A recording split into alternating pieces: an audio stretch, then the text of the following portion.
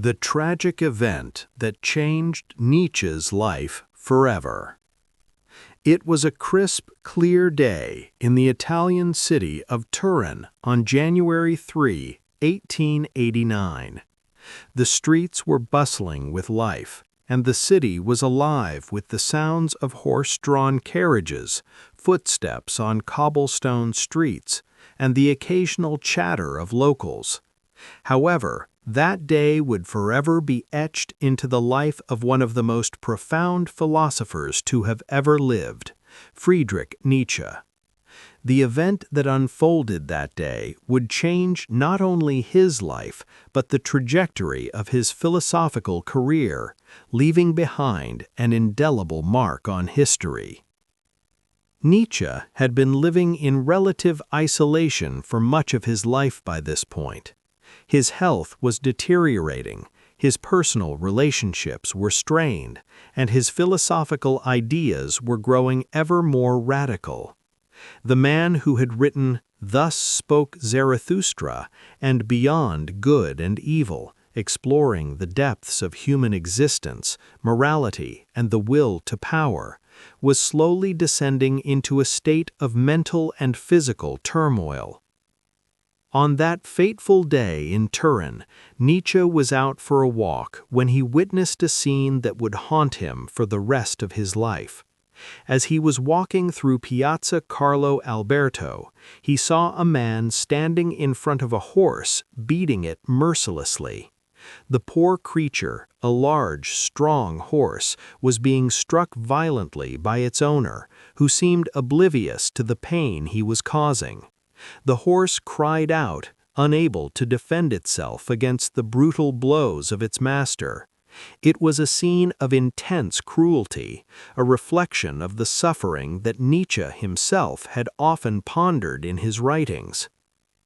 Nietzsche, in that moment, was overwhelmed by a surge of emotion. His entire worldview was built on ideas of compassion, suffering, and the power of the human will. Yet here was a helpless animal at the mercy of a cruel man, and Nietzsche could no longer remain a passive observer. The philosopher, known for his strong will and often uncompromising stance, could not let the cruelty stand. In an almost impulsive reaction, Nietzsche rushed toward the horse and threw himself on its back, embracing the animal in a desperate attempt to protect it. He wrapped his arms around the horse's neck, shielding it from further blows. As the man continued to strike the horse, Nietzsche's sense of compassion and outrage reached a breaking point. The philosopher shouted at the man to stop, urging him to recognize the animal's pain. But the scene was more than just a confrontation between a man and a beast. Nietzsche's intervention was a moment of profound psychological and emotional breakdown. According to reports, as Nietzsche held the horse and sobbed uncontrollably, he cried out, "Stop! Don't strike the poor creature anymore." But it wasn't just about the horse, it was about Nietzsche's own deep internal conflict. In that moment, the philosopher broke down. He experienced a total collapse of his mental state, marking the beginning of his descent into madness. After this incident, Nietzsche was taken to his room, where he would remain for the next few years under the care of his sister and doctors. His letters during this period reflect a profound sense of despair and confusion. The man who had once penned some of the most challenging and forward-thinking ideas in philosophy was now unable to function in the world he had once so fiercely critiqued. But why did this incident affect Nietzsche so deeply? What was it about this moment that brought on such a complete mental and emotional breakdown? To understand this, we need to delve deeper into Nietzsche's philosophical views and the emotional struggles he was experiencing at the time. Nietzsche had long grappled with the nature of power, suffering, and the human condition. His writings were filled with criticism of societal norms, moral codes, and the human tendency to avoid pain and suffering at all costs. His famous concept of the Übermensch, or Superman, was a vision of humanity transcending its limitations, becoming strong, independent, and free from the shackles of conventional morality. But Nietzsche's personal life was far from this ideal. Nietzsche was plagued by physical ailments, including severe migraines and a range of other health issues that would often leave him bedridden for days at a time. His mental state was also fragile. He had already experienced bouts of depression, loneliness, and alienation. The collapse that occurred after witnessing the horse being beaten was not just the result of the traumatic event, but a culmination of years of emotional and physical strain. In the years leading up to the event, Nietzsche had been experiencing intense feelings of isolation. He had been estranged from many of his former friends, including Richard Wagner, the composer with whom he had once shared a close intellectual and emotional bond. Nietzsche's ideas were becoming more radical, and he had increasingly been viewed as an outsider by the intellectual community. His rejection of Christianity and his challenge to traditional moral values made him a deeply controversial figure. The lack of recognition for his work, coupled with his physical pain and mental struggles, created a perfect storm of emotional turmoil. The horse incident can be seen as the emotional apex of Nietzsche's internal struggle.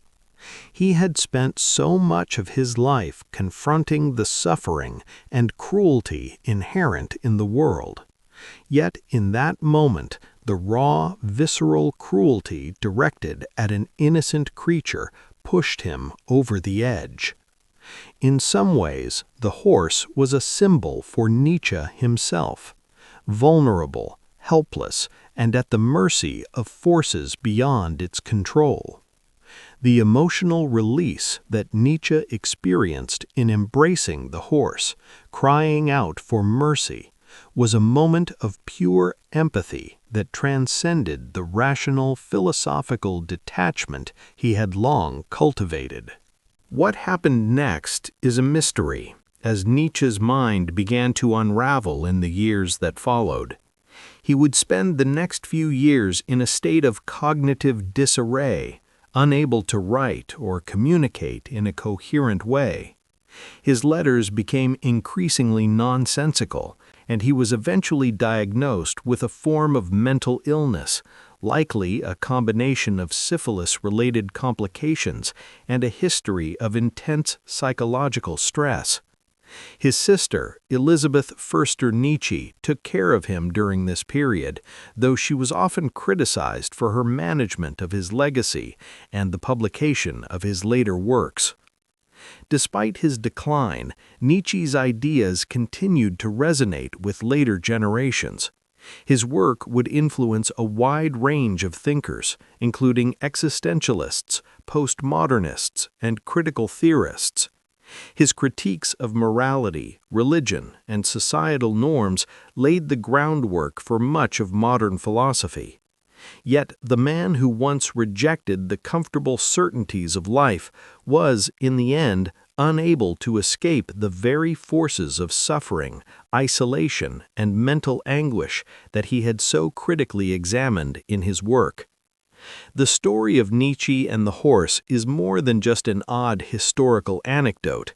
It is a tragic reflection of the philosopher's deep connection to the suffering he so profoundly analyzed in his work. In that moment of emotional breakdown, Nietzsche was not only defending the horse, but also confronting his own vulnerability and despair. The compassion he showed for the animal was a glimpse of the humanity that lay beneath his often cold and detached philosophical exterior. The event also raises important questions about the nature of suffering and compassion. Nietzsche's writings often emphasized the need for individuals to embrace suffering as a means of growth and self-overcoming. Yet in that moment with the horse, Nietzsche's breakdown was a reminder of the deep emotional toll that suffering can have on a person, even one as intellectually strong-willed as him. As we look back on Nietzsche's life and work, the horse incident stands as a symbol of both the profound compassion and the tragic isolation that defined his later years. It is a reminder that even the greatest minds are not immune to the vulnerabilities and struggles that define the human experience. Nietzsche's breakdown in Turin is a moment of profound humanity, one that reminds us of the delicate balance between intellect and emotion, between the will to power and the need for empathy. It is a powerful story, not just of a philosopher's fall, but of the raw emotional reality that lies beneath our intellectual ideals. Nietzsche's breakdown in Turin remains a powerful reminder of the fragility of the human spirit. The man who once sought to transcend suffering became in that moment a raw reflection of the very weakness he sought to overcome. His compassion for the horse, his emotional collapse, and the lasting impact of his philosophies all remind us of the delicate balance between intellect and emotion. Nietzsche's story is not just one of profound thought, but of a man confronting the depths of his own humanity.